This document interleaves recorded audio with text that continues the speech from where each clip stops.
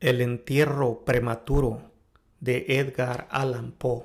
Hay ciertos temas de interés absorbente, pero demasiado horribles para ser objeto de una obra de mera ficción. Los simples novelistas deben evitarlos si no quieren ofender o desagradar. Solo se tratan con propiedad cuando lo grave y majestuoso de la verdad los santifican y sostienen. No necesito recordar al lector que del largo y horrible catálogo de miserias humanas podría haber escogido muchos ejemplos individuales más llenos de sufrimiento esencial que cualquiera de esos inmensos desastres generales. La verdadera desdicha, la aflicción última, en realidad es particular, no difusa. Demos gracias a Dios misericordioso que los horrores extremos de agonía lo sufra el hombre individualmente y nunca en masa. Ser enterrado vivo es, sin ningún género de duda, el más terrorífico extremo que jamás haya caído en suerte a un simple mortal, que le ha caído en suerte con frecuencia, con mucha frecuencia. Nadie con capacidad de juicio lo negará. Los límites que separan la vida de la muerte son, en el mejor de los casos, borrosos e indefinidos. ¿Quién podría decir dónde termina uno y dónde empieza el otro? Sabemos que hay enfermedades en las que se produce un cese total de las funciones aparentes de la vida y, sin embargo, ese cese no es más que una suspensión para llamarle por su nombre. Hay solo pausas temporales en el incomprensible mecanismo. Transcurrido cierto periodo, algún misterioso principio oculto pone de nuevo en movimiento los mágicos piñones y las ruedas fantásticas. La cuerda de plata no quedó suelta para siempre, ni irreparablemente roto el vaso de oro, pero entre tanto, ¿dónde estaba el alma? Sin embargo, aparte de la inevitable conclusión a priori de que tales causas deben producir tales efectos, de que los bienes conocidos casos de vida en suspenso una y otra vez provocan inevitablemente entierros prematuros. Aparte de esta consideración, tenemos el testimonio directo de la experiencia médica y del vulgo, que prueba que en realidad tienen lugar un gran número de estos entierros. Yo podría referir ahora mismo, si fuera necesario, 100 ejemplos bien probados, uno de características muy asombrosas y cuyas circunstancias igual quedan aún vivas en la memoria de algunos de mis lectores. Ocurrió no hace mucho en la vecina ciudad de Baltimore, donde causó una conmoción penosa, intensa y muy extendida. La esposa de uno de los más respetables ciudadanos, abogado eminente y miembro del Congreso, fue atacada por una repentina e inexplicable enfermedad que burló el ingenio de los médicos. Después de padecer mucho, murió, o se supone que murió. Nadie sospechó, y en realidad no había motivos para hacerlo, de que no estaba verdaderamente muerta y presentaba todas las apariencias comunes de la muerte. El rostro tenía el habitual contorno contraído y sumido, los labios mostraban la habitual palidez marmórea, los ojos no tenían brillo, faltaba el calor, cesaron las pulsaciones. Durante 3 días el cuerpo estuvo sin enterrar y en ese tiempo adquirió una rigidez pétrea. Resumiendo, se adelantó el funeral por el rápido avance de lo que se supuso era descomposición. La dama fue depositada en la cripta familiar, que permaneció cerrada durante los 3 años siguientes. Al expirar ese plazo, se abrió para recibir un sarcófago, pero ¡ay, qué terrible choque esperaba al marido cuando abrió personalmente intencionalmente la puerta. Al empujar los portones, un objeto vestido de blanco cayó rechinando en sus brazos. Era el esqueleto de su mujer con la mortaja puesta. Una cuidadosa investigación mostró la evidencia de que había revivido a los 2 días de ser sepultada, que sus luchas dentro del ataúd habían provocado la caída de éste desde una repisa o nicho al suelo, y al romperse el féretro pudo salir de él. Apareció vacía una lámpara que accidentalmente se había dejado llena de aceite dentro de la tumba. Puede, no obstante, haberse consumido por evaporación. En los peldaños superiores de la escalera que descendía a la espantosa cripta había un trozo del ataúd con el cual, al parecer, la mujer había intentado llamar la atención golpeando la puerta de hierro. Mientras hacía esto, probablemente se desmayó o quizá murió de puro terror, y al caer la mortaja se enredó en alguna pieza de hierro que sobresalía hacia adentro. Allí quedó y así se pudrió erguida. El año 1810 tuvo lugar en Francia un caso de inhumación prematura en circunstancias que contribuyen mucho a justificar la afirmación de que la verdad es más extraña que la ficción. La heroína de la historia era Madame Monsieur Victorine Lafourcade, una joven de ilustre familia, rica y muy guapa. Entre sus numerosos pretendientes se contaban con Julien Busset, un pobre literato o periodista de París. Su talento y su amabilidad había despertado la atención de la heredera, que al parecer se había enamorado realmente de él, pero el orgullo de casta la llevó por fin a rechazarlo y casarse con un tal Monsieur Renel, banquero y diplomático de cierto renombre. Después del matrimonio, sin embargo, este caballero descuidó a su mujer y quizá llegó a pegarle. Después de pasar unos años desdichados, ella murió. Al menos su estado se parecía tanto al de la muerte que engañó a todos quienes la vieron. Fue enterrada no en una cripta, sino en una tumba común en su aldea natal. Desesperado y aún inflamado por el recuerdo de su cariño profundo, el enamorado viajó de la capital a la lejana provincia donde se encontraba la aldea, con el romántico propósito de desenterrar el cadáver y apoderarse de sus preciosos cabellos. Llegó a la tumba a medianoche, desenterró el ataúd, lo abrió y cuando iba a cortar los cabellos, se detuvo ante los ojos de la amada, que se abrieron. La dama había sido enterrada viva. Las pulsaciones vitales no habían desaparecido del todo y las caricias de su amado la despertaron de aquel letargo que equivocadamente había sido confundido con la muerte. Desesperado, el joven la llevó a su alojamiento en la aldea. Empleó unos poderosos reconstituyentes aconsejados por sus no pocos conocimientos médicos. Ella revivió, reconoció a su Salvador, permaneció con él hasta que lenta y gradualmente recobró la salud. Su corazón no era tan duro y esta última lección de amor bastó para ablandarlo. Lo entregó a Busset. No volvió junto a su marido, sino que, ocultando su resurrección, huyó con su amante a América. 20 años después, los dos regresaron a Francia, convencidos de que el paso del tiempo había cambiado tanto la apariencia de la dama que sus amigos no podrían reconocerla, pero se equivocaron, pues al primer encuentro Monsieur Renel reconoció a su mujer y la reclamó. Ella rechazó la reclamación y el tribunal la apoyó, resolviendo que las extrañas circunstancias y el largo periodo había abolido no sólo desde un punto de vista equitativo, sino legalmente la autoridad del marido.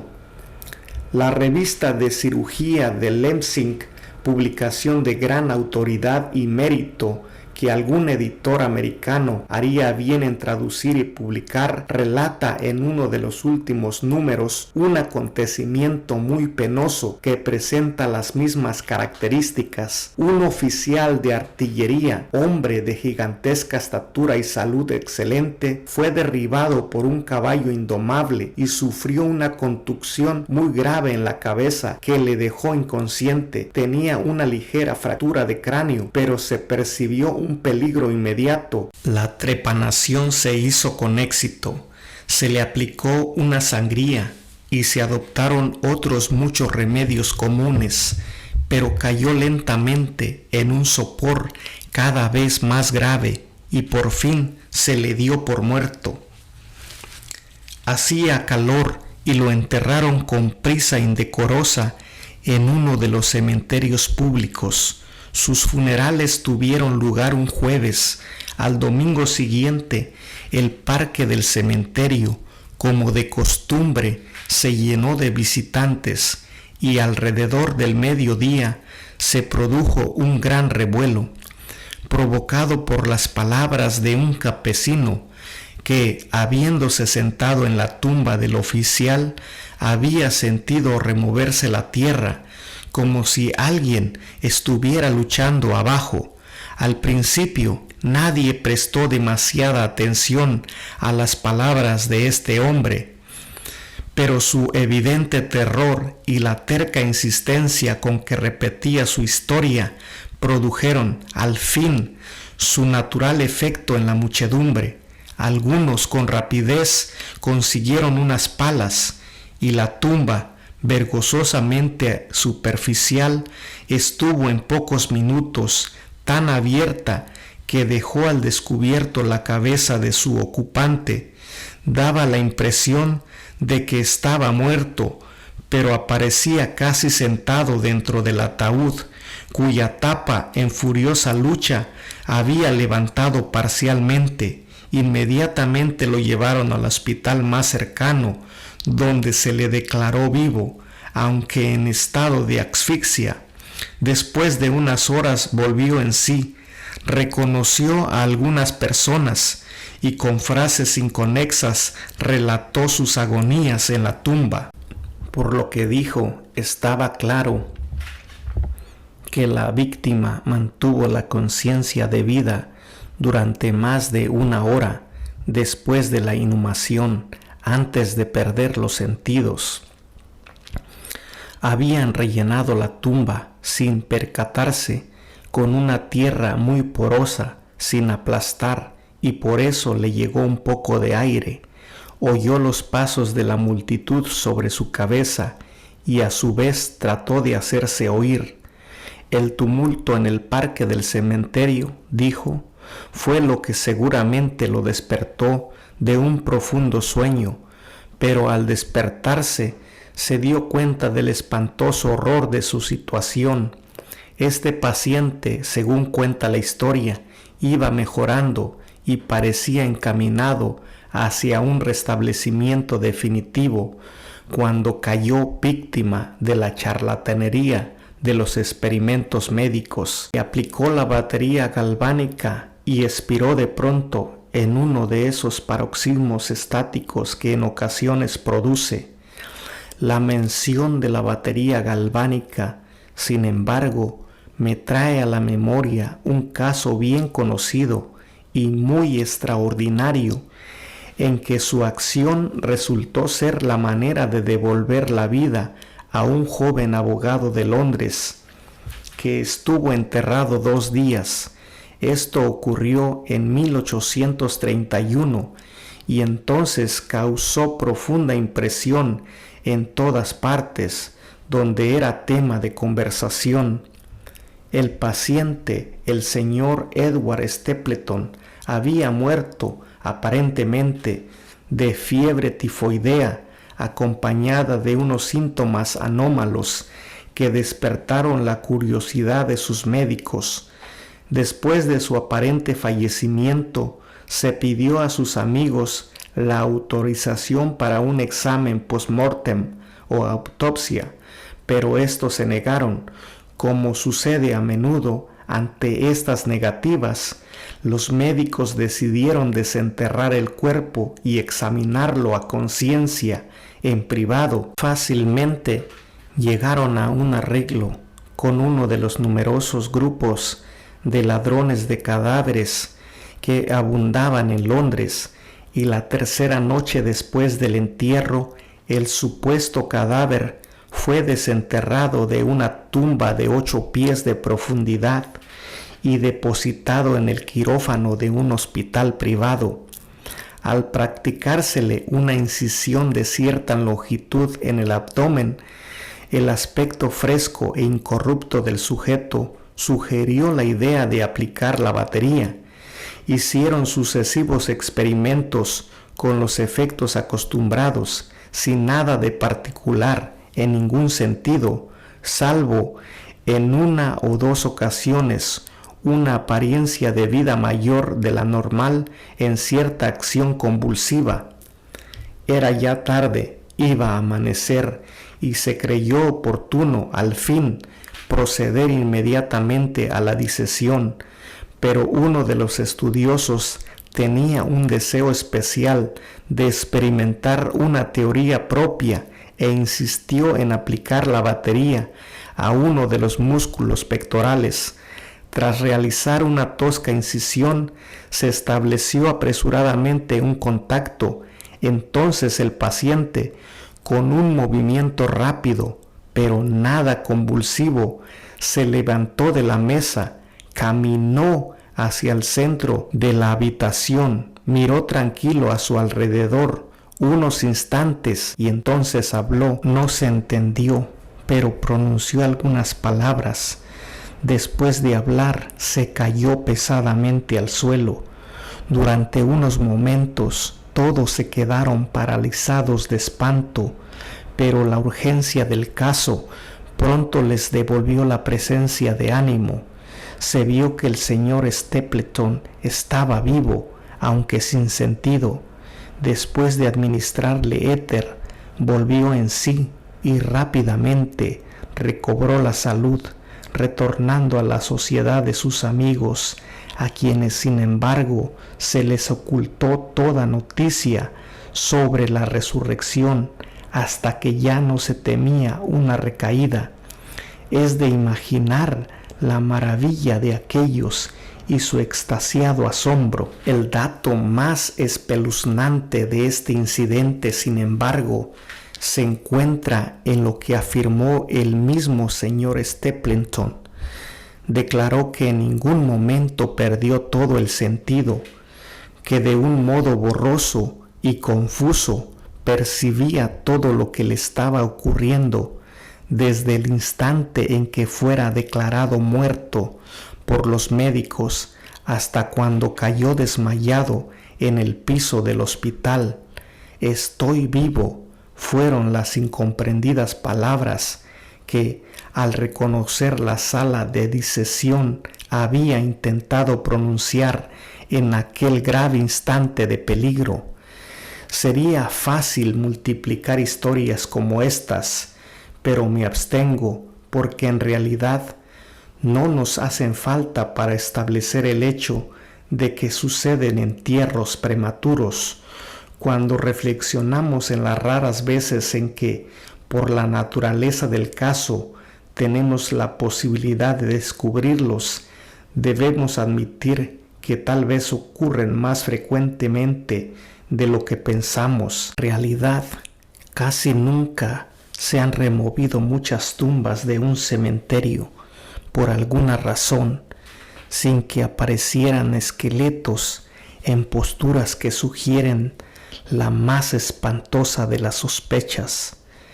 La sospecha es espantosa, pero es más espantoso el destino.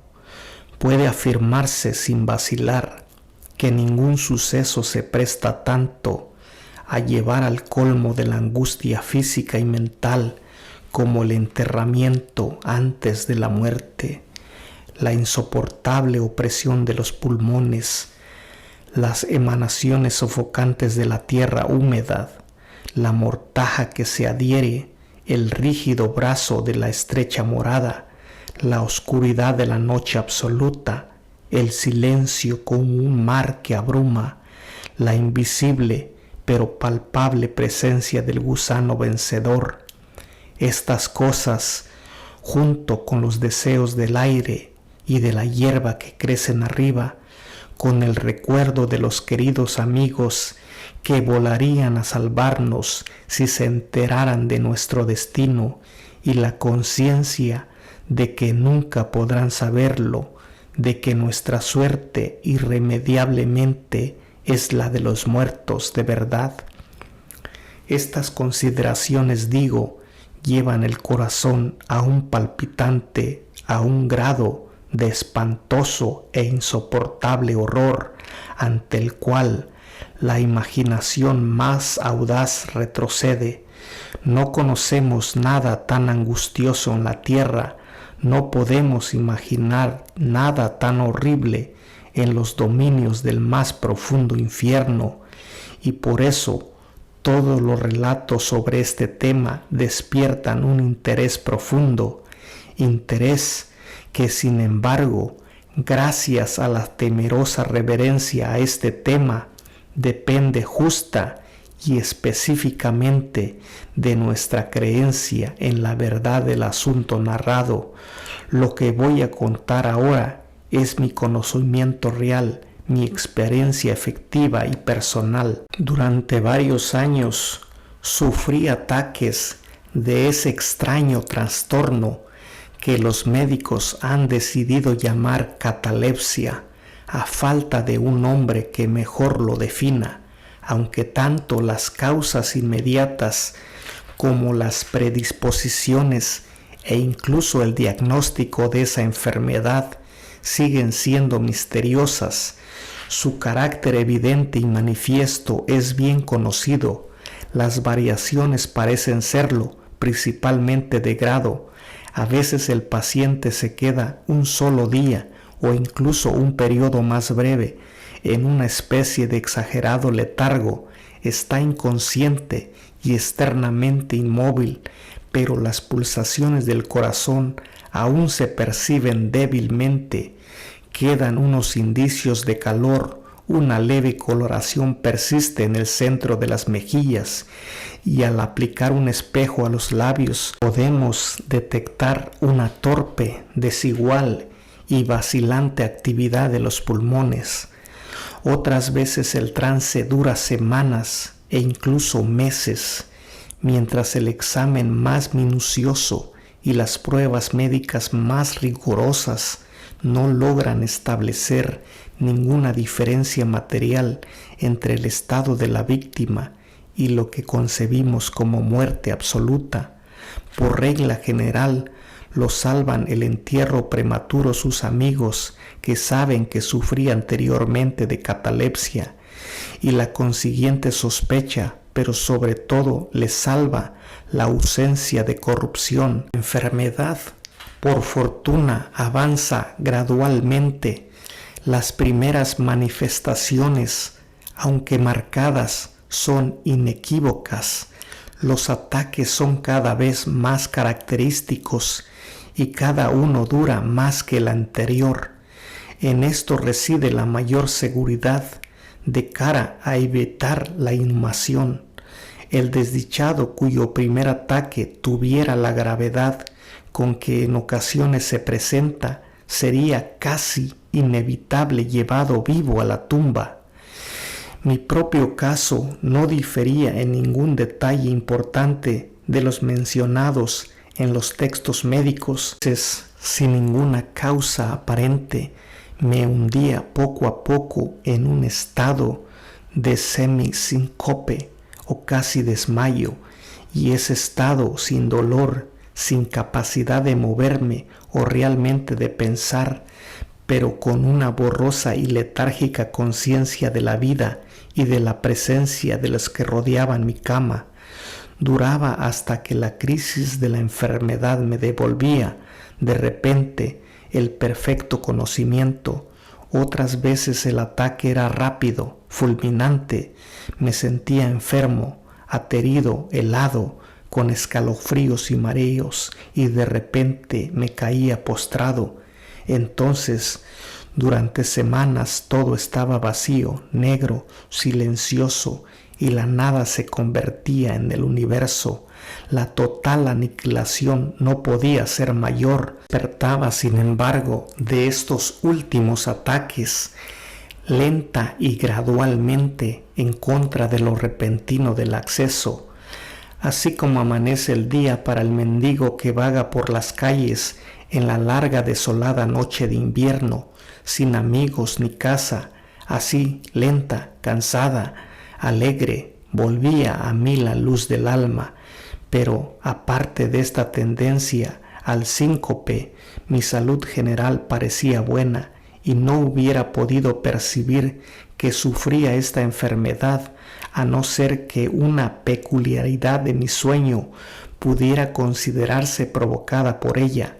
Al despertarme, nunca podía recobrar enseguida el uso completo de mis facultades y permanecía siempre, durante largo rato, en un estado de azoramiento y perplejidad, ya que las facultades mentales en general y la memoria en particular se encontraban en absoluta suspensión. En todos mis padecimientos no había sufrimiento físico, sino una infinita angustia moral. Mi imaginación se volvió macabra, hablaba de gusanos, de tumbas, de epitafios. Me perdía en meditaciones sobre la muerte y la idea del entierro prematuro se apoderaba de mi mente. El espeluznante peligro al cual estaba expuesto me obsesionaba día y noche. Durante el primero, la tortura de la meditación era excesiva.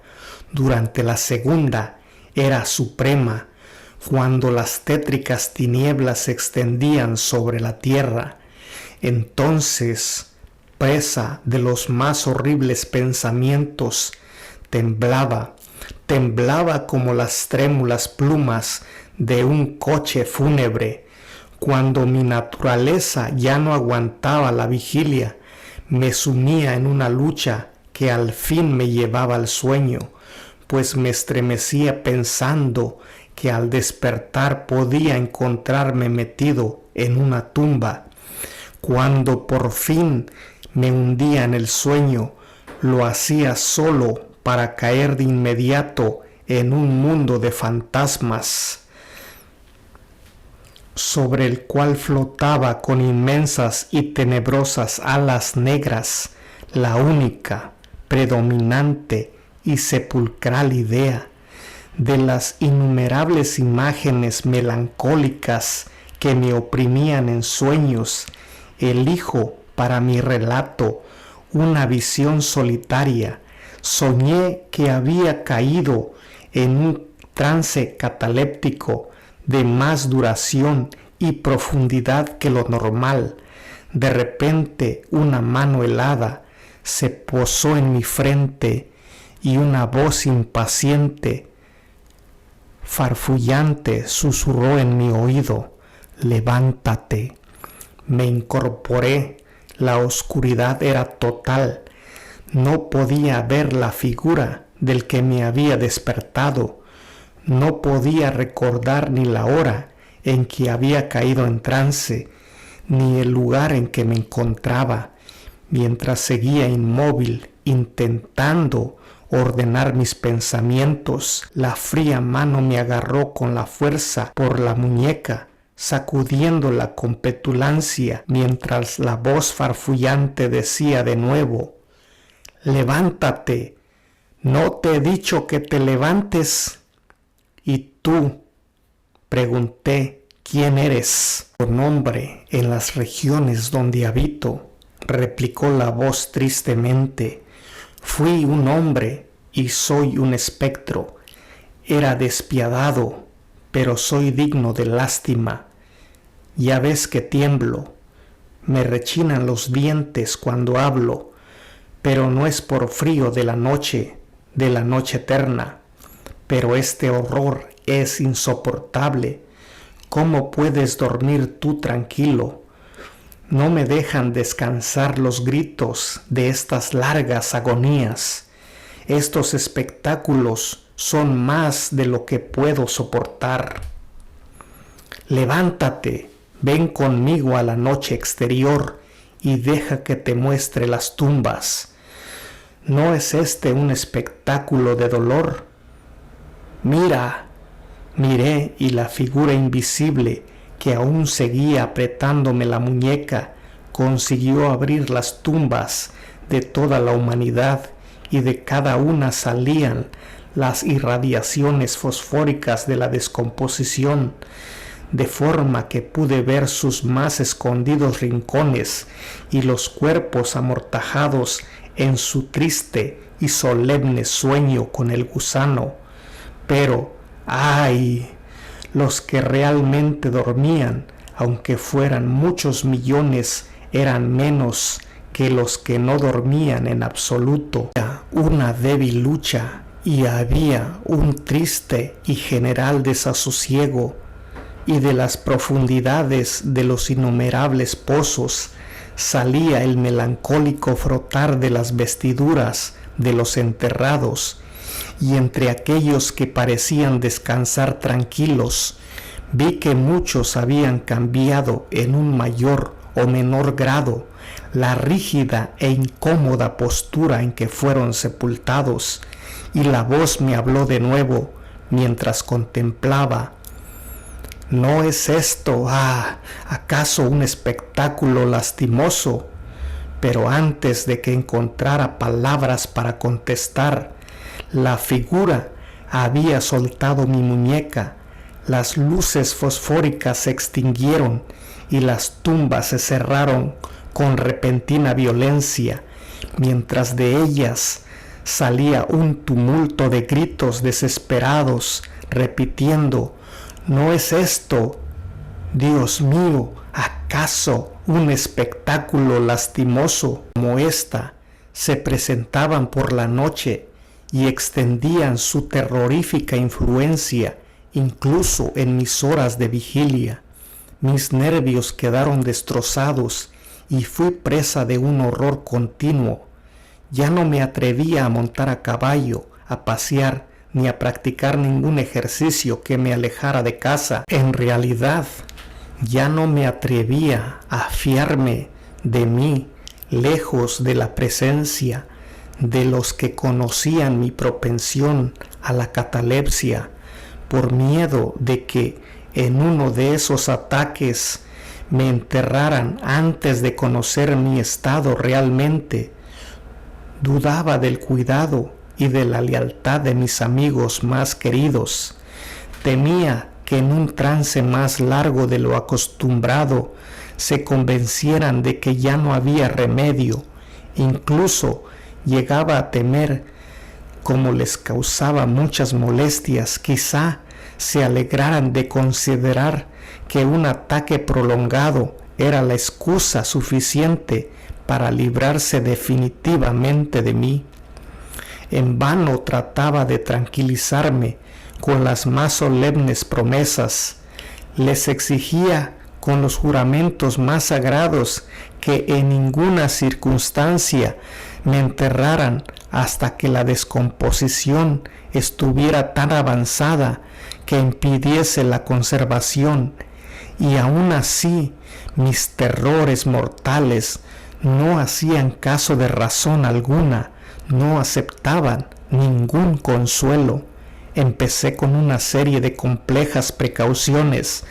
Entre otras, mandé remodelar la cripta familiar de forma que se pudiera abrir fácilmente desde dentro, a la más débil presión sobre una larga palanca que se extendía hasta muy dentro de la cripta. Se abriría rápidamente los portones de hierro.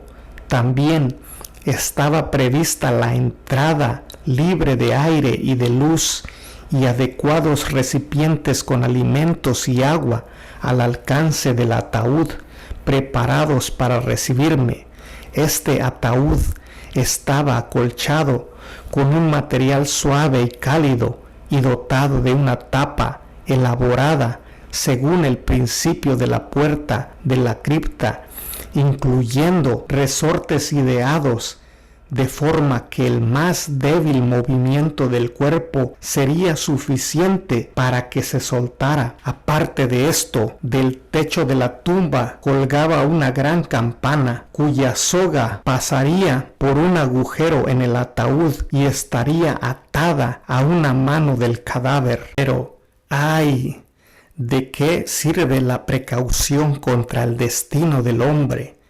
Ni siquiera estas bien urdidas seguridades bastaban para librar de las angustias más extremas de la inhumación en vida a un infeliz destinado a ellas.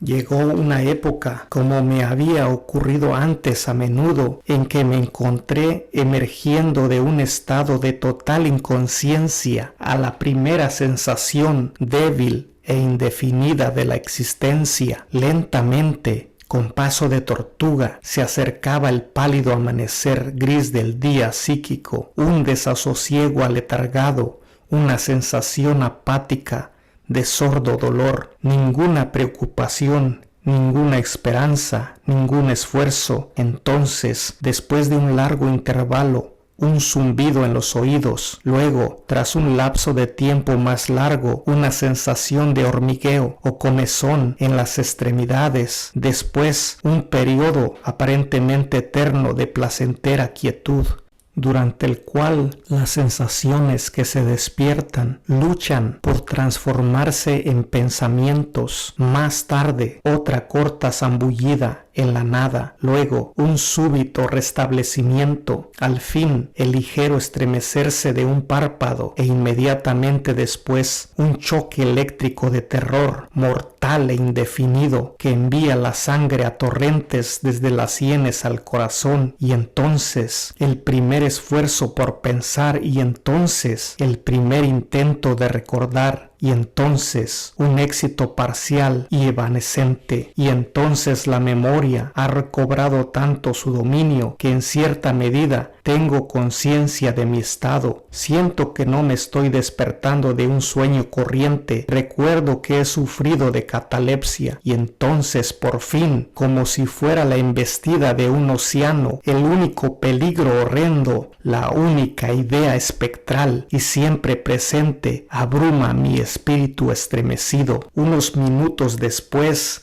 de que esta fantasía se apoderase de mí, me quedé inmóvil. ¿Y por qué? No podía reunir valor para moverme, no me atrevía a hacer el esfuerzo que desvelara mi destino. Sin embargo, algo en mi corazón me susurraba que era seguro, tal como ninguna otra clase de desdicha produce. Solo la desesperación me empujó, después de una profunda duda, a abrir mis pesados párpados. Los levanté, estaba oscuro, todo oscuro. Sabía que el ataque había terminado, sabía que la situación crítica de mi trastorno había pasado, sabía que había recuperado el uso de mis facultades visuales, y sin embargo todo estaba oscuro, oscuro, con la intensa y absoluta falta de luz de la noche que dura para siempre. Intenté gritar, y mis labios y mi lengua reseca se movieron convulsivamente, pero ninguna voz salió de los cavernosos pulmones que, oprimidos como por el peso de una montaña, jadeaban y palpitaban con el corazón en cada inspiración laboriosa y difícil. El movimiento de las mandíbulas en el esfuerzo por gritar me mostró que estaban atadas, como se hace con los muertos. Sentí también que yacía sobre una materia dura, y algo parecido me apretaba los costados. Hasta entonces no me había atrevido a mover ningún miembro, pero al fin levanté con violencia mis brazos, que estaban estirados con las muñecas cruzadas. Chocaron con una materia sólida que se extendía sobre mi cuerpo a no más de 6 pulgadas de mi cara. Ya no dudaba de que reposaba al fin dentro de un ataúd, y entonces, en medio de toda mi infinita desdicha, vino dulcemente la esperanza como un querubín, pues pensé que mis precauciones. Me retorcí e hice espasmódicos esfuerzos para abrir la tapa. No se movía. Me toqué las muñecas buscando la soga. no la encontré, y entonces mi consuelo huyó para siempre, y una desesperación aún más inflexible reinó triunfante, pues no pude evitar percatarme de la ausencia de las almohadillas que había preparado con tanto cuidado, y entonces llegó de repente a mis narices el fuerte y peculiar olor a la tierra húmeda. La conclusión era irresistible. No estaba en la cripta, había caído en trance, lejos de casa, entre desconocidos. No podía recordar cuándo y cómo, y ellos me habían enterrado como a un perro. Este terrible convencimiento se abrió paso hasta lo más íntimo de mi alma. Luché una vez más por gritar, y este segundo intento tuvo éxito. Un largo, salvaje y continuo grito o alarido de agonía resonó en los recintos de la noche subterránea. «Oye, oye, ¿qué es eso?», dijo una áspera voz como respuesta. «¿Qué diablos pasa ahora?», dijo un segundo. «Fuera de ahí», dijo un tercero. «¿Por qué aúlla de esa manera como un gato montés?», dijo un cuarto. Y entonces unos individuos de aspecto rudo me sujetaron y me sacudieron sin ninguna consideración. No me despertaron del sueño, pues estaba completamente despierto cuando grité, pero me devolvieron la plena posesión de mi memoria. Esta aventura ocurrió cerca de Richmond, en Virginia, acompañado de un amigo. Había bajado en una expedición de caza unas millas por la orilla del río James. Se acercaba la noche cuando nos sorprendió una tormenta. La cabina de una pequeña chalupa anclada en la corriente y cargada de tierra vegetal nos ofreció el único refugio asequible. Le sacamos el mayor provecho posible y pasamos la noche a bordo. Me dormí en una de las dos literas. No hace falta describir las literas de una chalupa de 60 o 70 toneladas. La que yo ocupaba no tenía ropa de cama, tenía una anchura de 18 pulgadas. La distancia entre el fondo y la cubierta era exactamente la misma. Me resultó muy difícil meterme en ella.